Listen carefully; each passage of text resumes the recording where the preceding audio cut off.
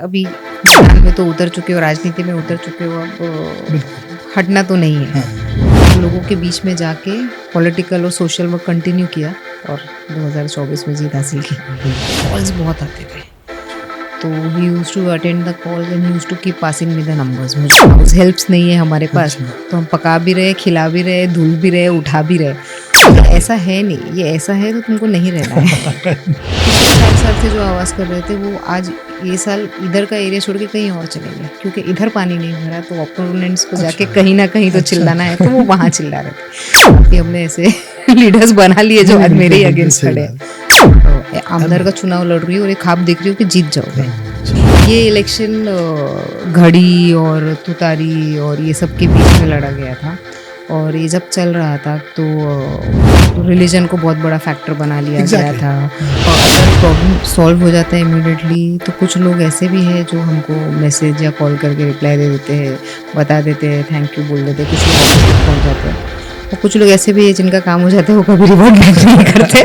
तो अल्टीमेटम दिया है हमने भी डिपार्टमेंट को। आज के हमारे गेस्ट है मिसेस सना मलिक, जो पॉलिटिशियन है और अनुशक्ति नगर कॉन्स्टिट्यूंसी से वो एमएलए भी है। तो आइए उनसे जानते हैं उनके जर्नी। हम उनसे पूछेंगे कि कैसा उनका पूरा ये सफ़र रहा है 2017 इलेक्शन से लेकर एमएलए बनने तक।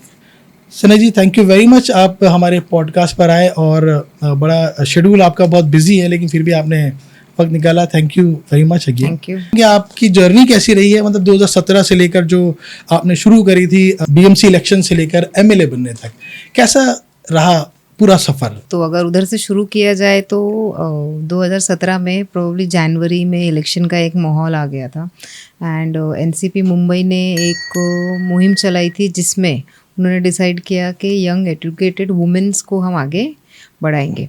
तो जब ये खोज पूरी मुंबई में चल रही थी तो काफ़ी नाम आ गया है। तो हमारे जहाँ मैं रहती हूँ, जिधर मेरे पिताजी का घर है, वहाँ पे वार्ड नंबर 165 में फिर वहाँ के लोकल लोगों से आवाज़ आने लगी कि आप पूरा मुहिम चला रहे हो और आपके घर में एक एजुकेटेड और एक्टिव, क्योंकि मैं BMC, because I M an architect by profession, तो बीएमसी में आना जाना रहता है, एमसीजीएम के ऑलमोस्ट सारे डिपार्टमेंट्स में। तो उनके कार्यकर्ता, मेरे पिताजी के कार्यकर्ता देखते रहते थे, तो उस हिसाब से उन्होंने वो नाम रिकमेंड किया। फिर जब नाम रिकमेंड हुआ, मुझे डिस्कशंस हुए family, with in the family and कार्यकर्ताओं के बीच में। जब सहमति आई तो मुझसे पूछा गया नहीं, मुझे बताया गया कि मुझे इलेक्शन लड़ना है।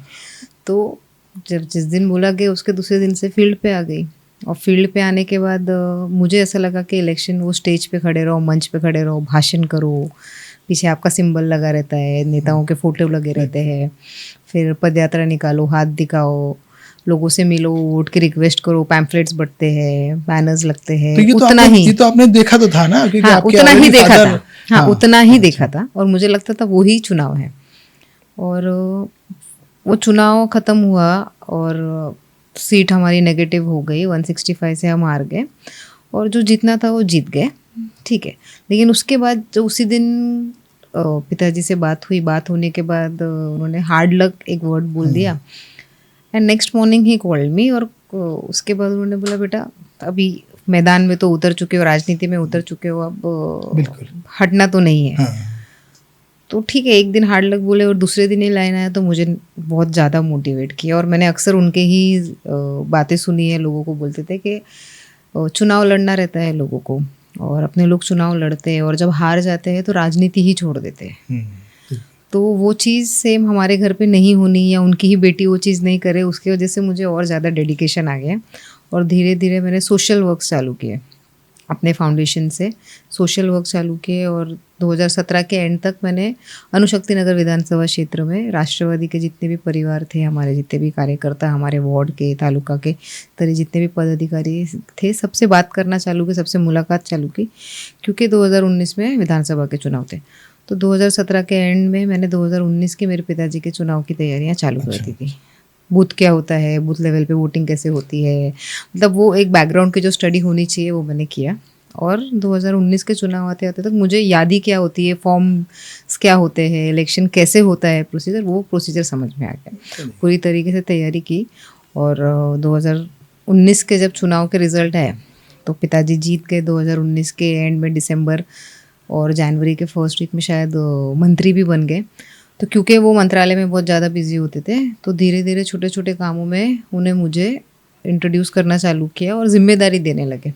और लोग और कार्यकर्ता काफ़ी कनेक्ट हो गए थे इलेक्शंस के बीच में, तो कंटिन्यू होता रहा और लोगों के बीच में जाके पॉलिटिकल और सोशल वर्क कंटिन्यू किया और 2024 में जीत हासिल की। बिल्कुल भी।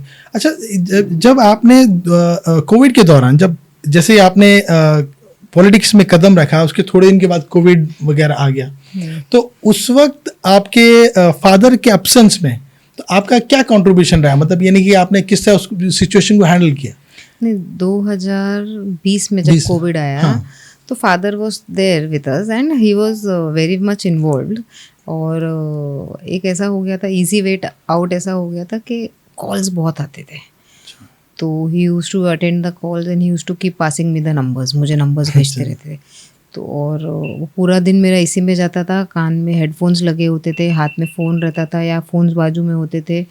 और क्योंकि हम घर पे ही है, हाउस हेल्प्स नहीं है हमारे पास, तो हम पका भी रहे, खिला भी रहे, धुल भी रहे, उठा भी रहे, तो इतना काम हो गया था। और उसी के बीच में लोगों के ये जो हम इतने बोलते ना, ऊपर वाले ने इतना हमें दिया हुआ था या है, कंटिन्यू देते रहते हैं और हमारे मतलब we are well to do, तो हम पका के अपना खा रहे थे। लेकिन जिनके कॉल्स आ रहे थे वो कुछ ऐसे लोग थे जो सुबह उठे, कमाए, तो रात में आके घर में चूल्हा जलता है। तो उसको, वो सिचुएशन को आपने कैसे हैंडल किया? कि फिर वो सिचुएशन में हमने अपने ट्रस्ट से लोगों को अनाज डोनेट करना चालू किया, लोगों के घर तक पहुँचे, किसी को अनाज की ज़रूरत थी उन तक अनाज पहुँचाया गया, किसी को कुछ और चीज़ की मदद की ज़रूरत पड़ती थी, कभी आईसीयू, कभी टेस्टिंग, कभी क्वारंटाइन सेंटर्स, तो ये सभी हम घर में बैठ के 3 महीना कंटिन्यूसली कोऑर्डिनेट करते थे। ये तो एग्जैक्टली मतलब आपका नया नया मतलब सफ़र, और आपने ये इतनी टफ सिचुएशन को हैंडल किया। हर सिचुएशन को हैंडल करना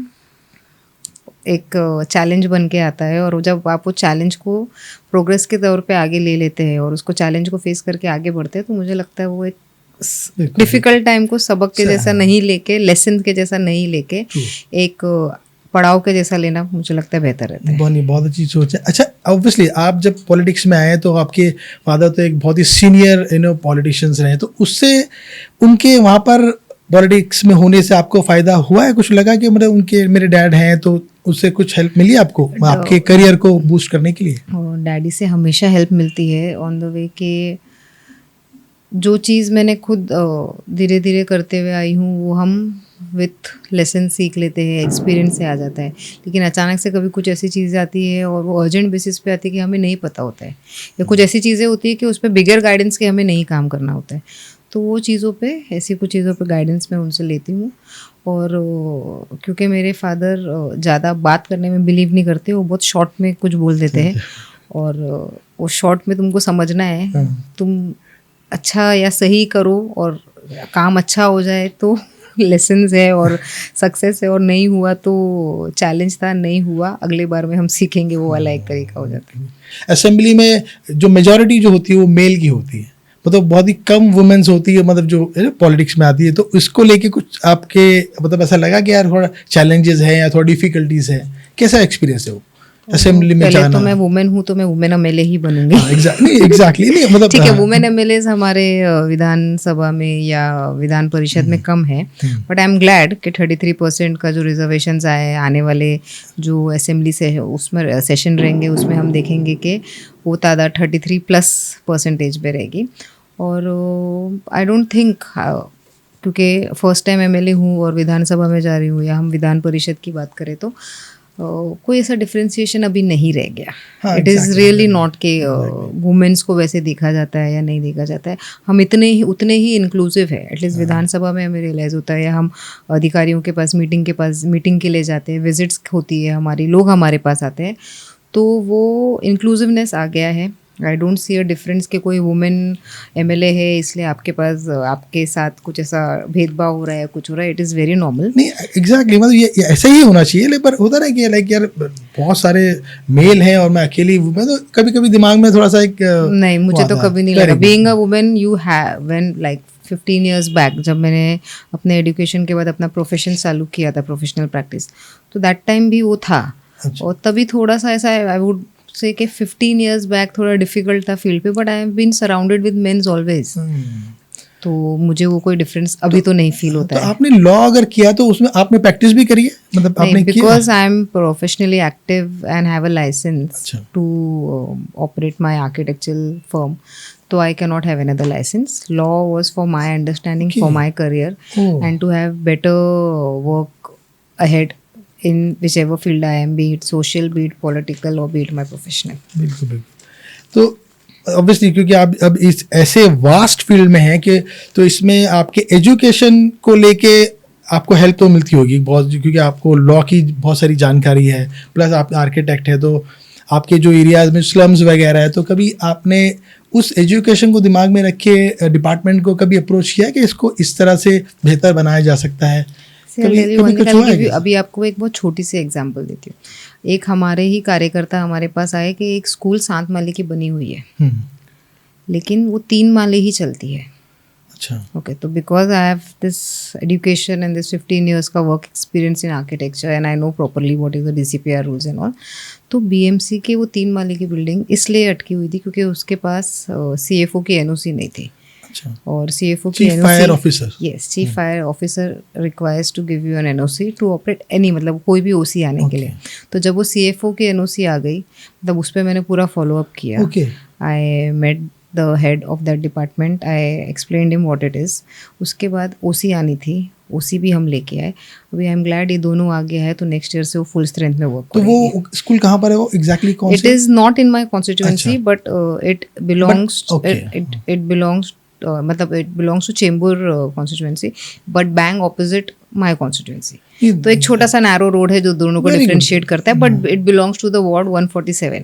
मतलब ये बहुत अच्छी सोच है कि मतलब आपके कॉन्स्टिट्यूएंसी हो या नहीं हो, लेकिन लोगों की भलाई होती रहना चाहिए, चाहे वो। हाँ, इट इज ठीक है, आपने वो क्रक्स निकाला, but I am trying to tell you कि just because I have been working professionally on the field of architecture, तो that is why कि मेरे को वो आसान हो गया कि जो स्कूल सालों साल से पेंडिंग है, ऑपरेशनल क्यों नहीं है, तो आई कुड। ये तो बहुत बड़ा लॉस था एक्चुअली, नहीं? एक्चुअली लॉस था ना हमारे, क्योंकि वो एक रोड ही है जो बीच में है और दोनों कॉन्स्टिट्यूएंसी को, आम आदमी को समझ में नहीं आता कि क्यों नहीं शुरू कर रखी। हमारे कॉन्स्टिट्यूएंसी को भी वो इफेक्ट कर ही रहा था। हाँ बिल्कुल, क्योंकि पब्लिक तो वहाँ जाती है, ऐसे तो है नहीं कि बाउंड्री लाइन है हम वहाँ जा नहीं सकते। Professionally if you are educated and you have knowledge about some field, and definitely architectural field and law field, I think it definitely helps and supports any representative, elected representative. नहीं, क्योंकि obviously आपकी, हमें वो भी याद है कि आपकी पहली स्पीच में ही आपने वो RMC का इशू उठाया। yes, जबकि वो मेरे ख्याल से मैं मतलब मुझे लगता है कि पिछले कई सालों से वो उधर 3 RMC प्लांट थे। एक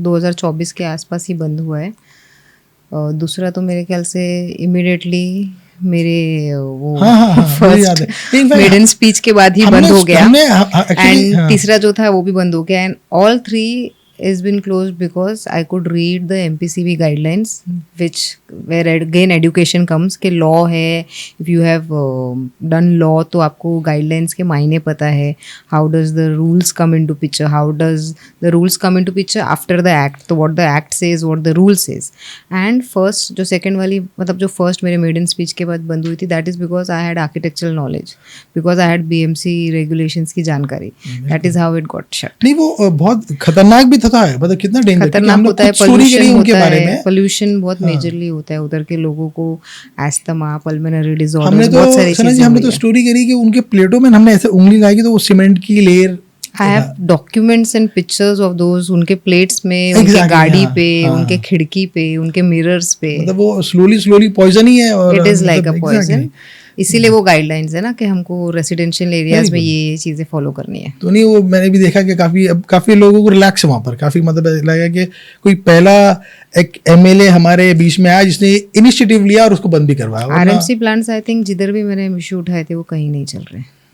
हाँ एग्जैक्टली, क्योंकि यहाँ डंपिंग वगैरह, लेकिन वो तो चलो, लेकिन RMC तो एक बहुत ही खतरनाक चीज है, उससे भी ज्यादा डेंजर है। It was my first maiden speech, but it was a good success because I was so confident while saying that because law and architecture के नॉलेज की वजह से it was easier for me to crack down कि मैं इसको कहाँ पकड़ क्योंकि के आप डायरेक्टली उनको जवाब दे सकते हैं कि भाई ऐसा नहीं तो ऐसा है। नहीं Exactly. ऐसा है नहीं, ये ऐसा है तो तुमको नहीं रहना है। अच्छा, आपके कॉन्स्टिट्यूंसी में आपकी ऐसी कौन सी 3 प्रायोरिटी है जिस पे आप आने वाले फ्यूचर में काम करना चाहेंगे कि क्या काम आप कर रही हैं? See right now I will tell you very frankly, my main agenda कि मैं अपने लोगों के स्टैंडर्ड ऑफ लिविंग को इम्प्रूव करूँ।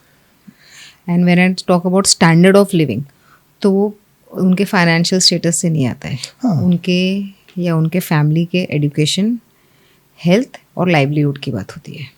मैं हेल्थ पे पूरी तरीके से काम कर रही हूँ। हमारा मेडिकल कॉलेज का वादा था, मेडिकल कॉलेज के लिए बिल्डिंग रेडी है, पूरा इंफ्रास्ट्रक्चर रेडी है। अपनी कॉन्स्टिट्यूंसी में कहाँ Yes, पर और exactly? शताब्दी। अच्छा, तो वो अभी उनका इंटेंट पब्लिश हो गया है।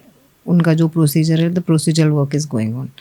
There is one Lallubhai hospital where which MMRDA ने कंस्ट्रक्ट किया था। वो हॉस्पिटल के लिए उन्होंने टेंडर इनवाइट्स किए थे which didn't work out, so again it's in retendering phase.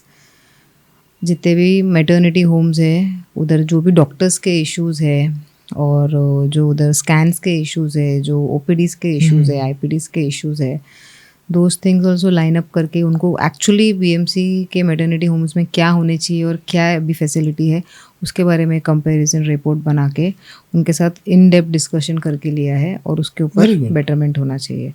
HBT clinic से, मतलब दीज आर द थिंग्स जो हमारे हॉस्पिटल्स के ऊपर हमारी वर्किंग हो रही है, which is the responsibility of the BMC। उसके बाद एजुकेशन की बात आती है। और हमारे स्कूल्स जिधर भी कम है, वो कम स्कूल्स को बढ़ा के लेना। जैसे हम चीता कैंप की बात करें, चीता कैंप ट्रॉम्बे में, तो उधर ऑलरेडी एग्जिस्टिंग स्कूल है, बट उसको फिजिकली और हॉरिजॉन्टली एंड वर्टिकली का एक्सपेंशन का प्रपोजल डाला, विच इज़ पॉजिटिवली मूविंग। साथ ही आगरवाड़ी में डेमोलिश किया हुआ स्कूल है, उसके फुल FSI पे कंस्ट्रक्ट करना, वो भी प्रपोजल इन लूप है। फिर मानखुर में एक स्कूल है, वो नेवल के NOC की वजह से पेंडिंग है, तो that is also being follow up by मी।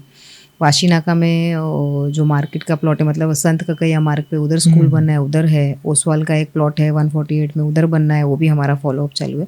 तो मल्टीपल लेवल्स पे स्कूल्स की बातें कर रहे हैं, मेडिकल कॉलेज की बात कर रहे हैं। ओसवाल के एक जगह रिजर्वेशन है एजुकेशन का, तो वहाँ हमने गर्ल्स की इंजीनियरिंग कॉलेज प्रपोज की है, तो उस पर भी पॉजिटिवली वो भी काम चल रहा है। तो medical college, engineering college, schools, maternity homes, standard of living तो सुधर ही स्टैंडर्ड जाएगा। ऑफ लिविंग तो हमें इम्प्रूव करना ही है। बिल्कुल। और ऑल दिस प्रपोजल्स काफ़ी दिनों से फॉलो अप कर रहे हैं, and I think by the end of 1 year और 1.5 year आई थिंक ये सब चीज़, हाँ, ये सब चीज़ हमें दिखाई देगा। तो मेडिकल और हेल्थ में तो हम, एजुकेशन पे तो हम काफ़ी कुछ करिए। स्टैंडर्ड ऑफ लिविंग के लिए अब जो बेसिक इंफ्रास्ट्रक्चर BMC को प्रोवाइड करना होता है या सरकार को प्रोवाइड करना होता है, और वो इंफ्रास्ट्रक्चर अगर सही से नहीं बन रहा है, like there is an example कि ये टाइम पे चीता कैंप में गड्ढों के लिए लोगों ने बहुत आवाज़ की, और महाराष्ट्र नगर के पानी भरने के लिए आवाज़ की, which is I am saying कि ऐसा नहीं है कि वो नहीं है, उसके ऊपर वर्किंग हो रही है।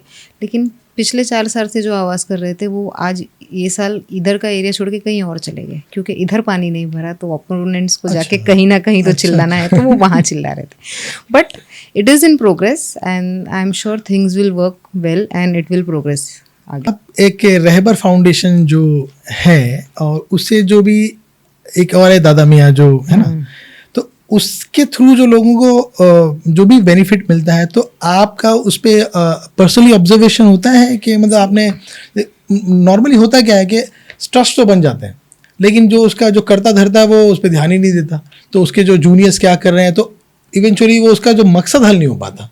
तो आपका इसमें पर्सनल इंटरफेरेंस है?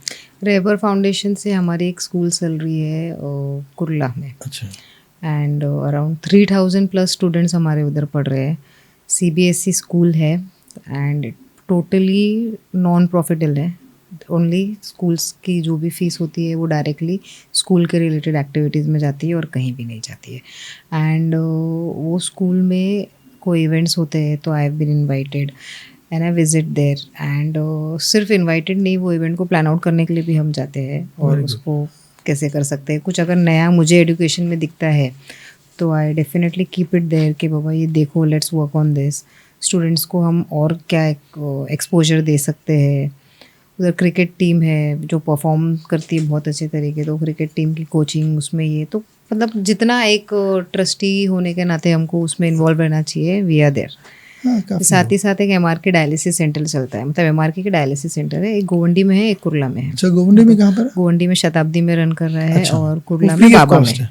It's free of cost and it's on PPP model basis. Okay, सरकार की जगह है, हमने चलाने के लिए ली है, पब्लिक को हम उनको सर्व कर रहे हैं, मतलब जीरो कॉस्ट पे है, Zero मतलब cost पे। anybody can come and take the Kurla benefit of Kurla that.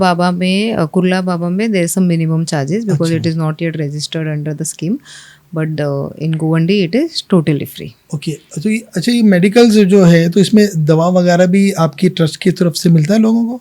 No, because every patient have different, हमारा डायलिसिस अच्छा, सेंटर है, डायलिसिस सेंटर, तो we do the dialysis free of cost. Okay, that's good. और फिर जो रहबर foundation में ये 2 स्कूल और डायलिसिस सेंटर चलते हैं, और दादा मियाँ से we keep doing small activities, okay, जैसे आई कैंप्स हो गए, और फिर विडो है, सिंगल मदर है, उनके बच्चों की फीस हो गई, जैसे मतलब earlier we were very open to all the categories, लेकिन अभी धीरे धीरे उसको लिमिट अप करते गए, क्योंकि आई थिंक ये 2 जो कैटेगरी है उनको ज़्यादा हमें वो अहमियत देनी चाहिए, because they are willingness and they are inability to do it.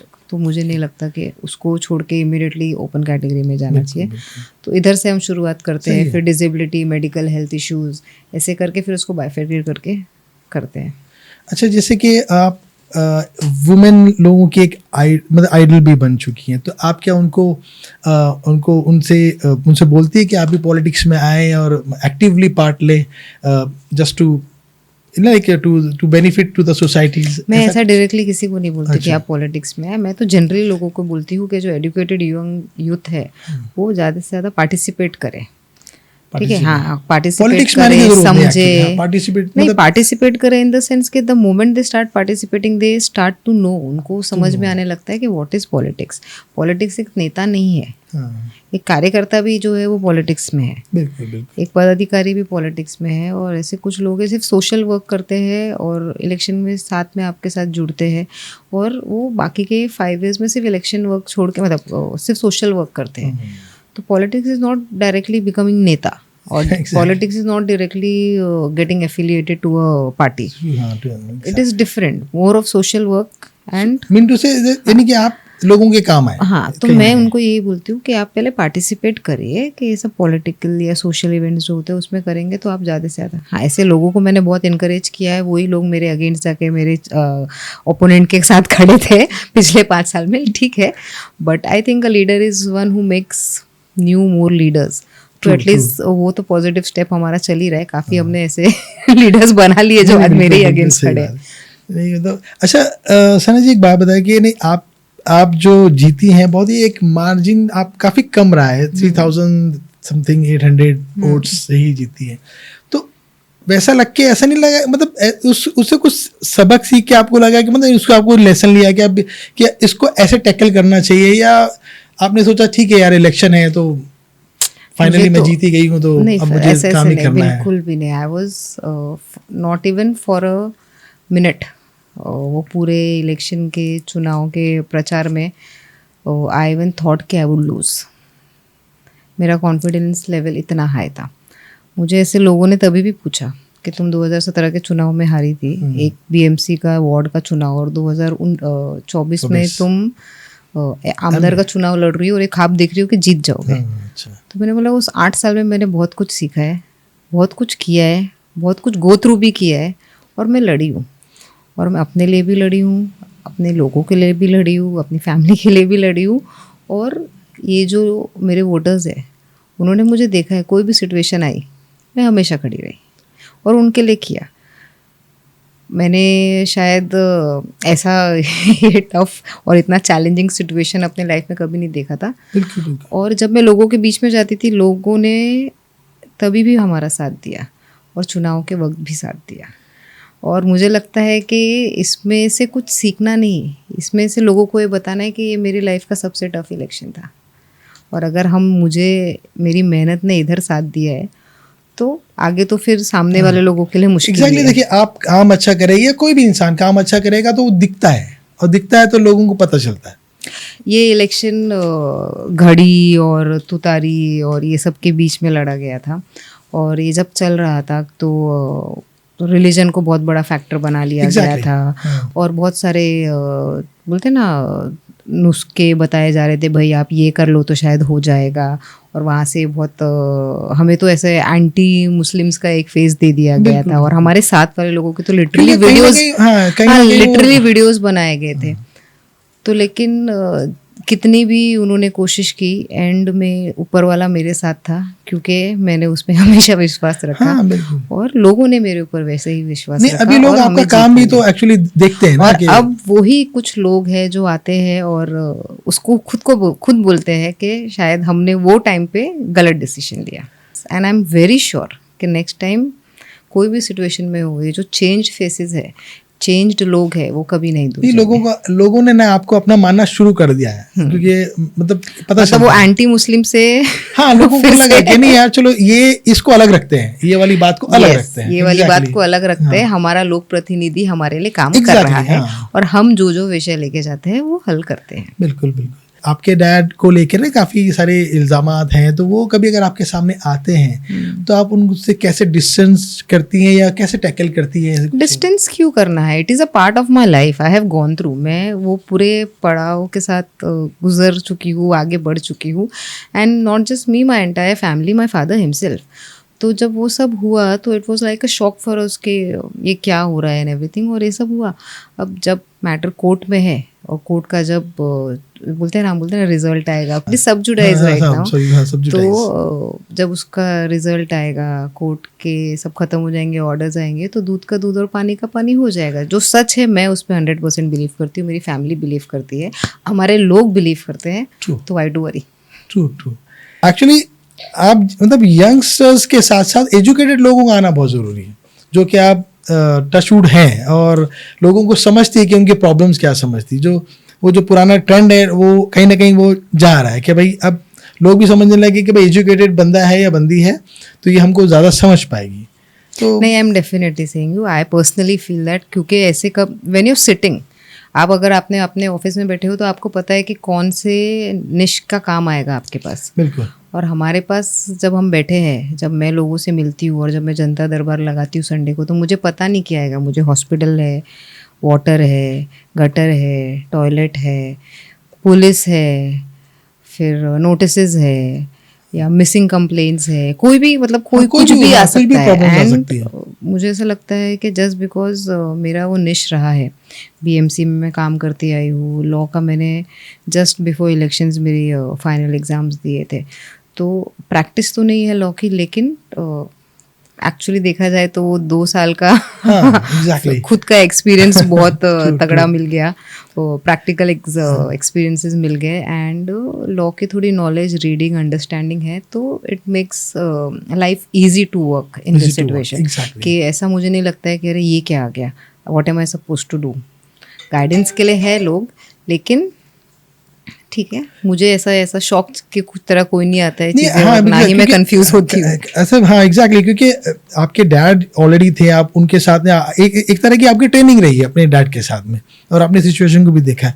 अच्छा, जो आप ये जनता दरबार लगाती है तो कितने लोगों को आप एड्रेस कर पाती हैं? मतलब लोग मेरे पास जितने लोग संडे के दिन आ रहे हैं, जब तक वो लास्ट बंदे को मैंने एड्रेस नहीं किया है तब तक मैं उधर बैठती हूँ।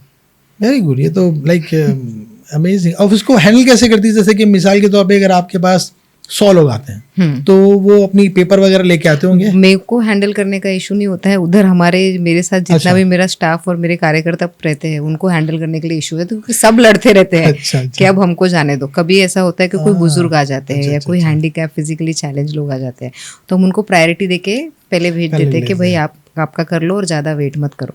जो यंगस्टर्स है उनको थोड़ा हम होल्ड करवा देते हैं, जो कि हमारे टोकन सिस्टम्स रहते हैं, सब कुछ होता है, लेकिन फिर भी वो हर संडे एक लड़ाई जैसा, एक जंग जैसा हो जाता है माहौल, जहाँ जब खत्म होता है तो सब चैन की सांस लेते हैं। तो ये जनता दरबार आपकी एक प्लेस पे लगती है कि डिफरेंट आपने लोकेशन चेंज कर रखा है? राइट नाउ अभी तो फिलहाल मेरे ही ऑफिस में लग रही है। तो इतनी जगह, इतनी बोलते हैं ना, लोग आ जाते हैं कि जगह बहुत लगने लगती है, तो हम ग्राउंड में ही बैठ के लोगों के मसले मसाइल मतलब ये कुर्ला की बात कर रही हैं? नहीं, कुर्ला नहीं, मेरे खुद के कॉन्स्टिट्यूएंसी में अनुशक्ति नगर विधानसभा क्षेत्र के अंदर टेलीकॉम फैक्ट्री के सामने अच्छा, फर्स्ट फ्लोर telecom पे factory। मेरी ऑफिस है, यश Okay। सिग्नेचर्स में। Okay। तो उसी के ग्राउंड पे हम कर लेते हैं, और अगर ऐसा लगता है कि आज थोड़ी भीड़ मैनेजेबल है तो खुद के ऑफिस में कर लेते हैं। स्कूल्स में भी तो आप ये कंडक्ट कर सकती है ना, जो स्कूल जो प्रेमाइसेस हैं वहाँ पर, स्कूल की प्रेमाइसेस भी ऑन संडे के दिन हम हाँ। स्कूल प्रीमाइसेस में ले सकते हैं, लेकिन क्राउड कभी कभी इतना आ जाता है कि उसको मैनेज करना, लोगों को क्लॉस्ट्रोफोबिक फील नहीं होना चाहिए, it should be fresh and Airy.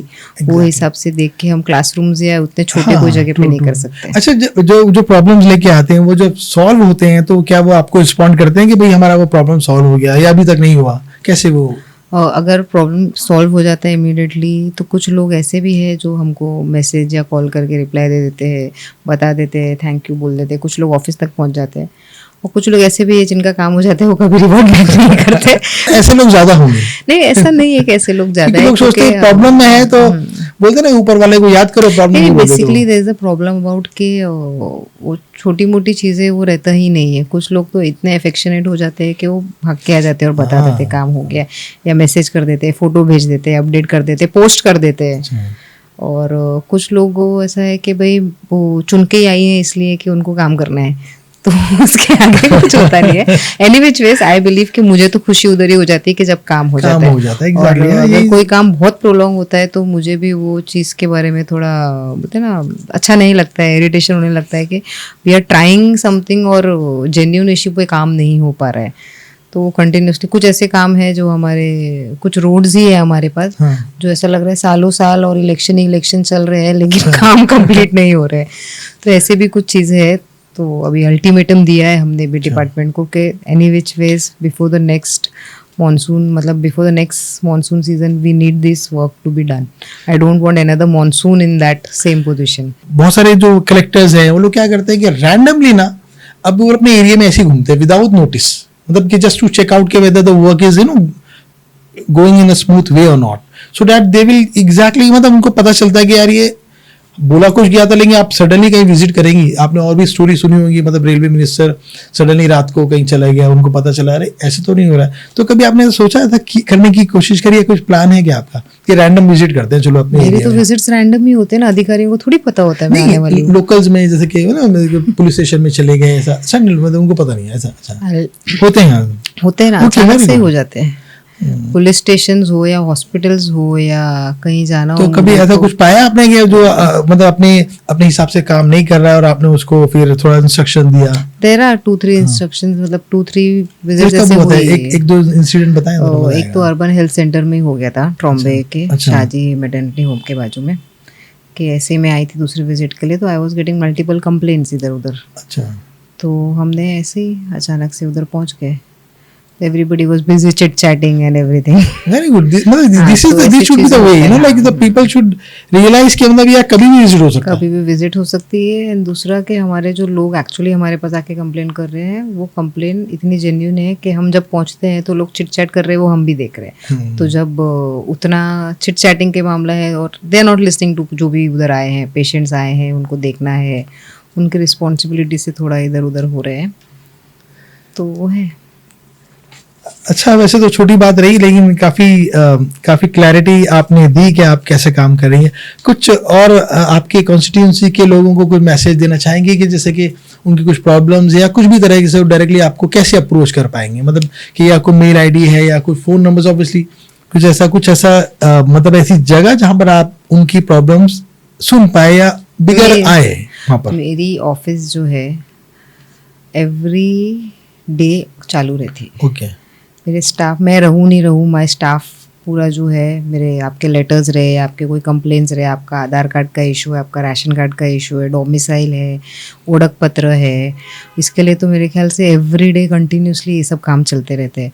Documents के जितने इशू वो हैंडल कर लेते हैं। अगर उसके अलावा उनके पास कोई क्लीनिंग, वाटर सप्लाई या चोकअप के कोई इश्यूज़ रहते हैं तो वो भी मेरा ऑफिस डायरेक्टली हैंडल कर लेता है। उनको खाली एड्रेस, जगह, फ़ोटो व्हाट्सएप करा जाए, या अगर कोई लेटर लाया है तो वो, या कॉल पे आ जाता है तो उसकी डिटेल्स लेते हैं, वो डायरेक्टली डिपार्टमेंट में फॉरवर्ड कर देते हैं।